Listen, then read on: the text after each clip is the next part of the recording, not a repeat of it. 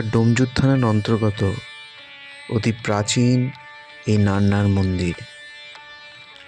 আর এই প্রকাণ্ড অশ্বত্থ গাছের নিচেই বাবা পঞ্চানন্দের অবস্থান। স্থানটির মাহাত্ম্য প্রায় 800 বছর প্রাচীন। পরবর্তীকালে এই বিশাল অশ্বত্থ গাছটি সহ মন্দিরটি নির্মাণ হয়।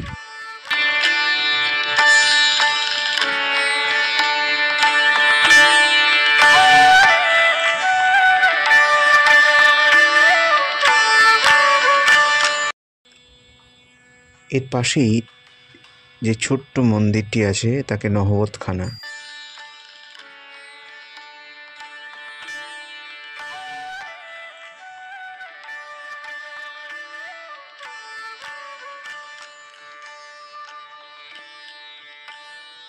এই যে দৈব পুকুর, কথিত আছে এই পুকুর থেকেই তুলারাম ঘোষ একটি স্বপ্নাদেশে ঘট পেয়েছিলেন এবং তাকেই কেন্দ্র করে এই দেবতার অবস্থান।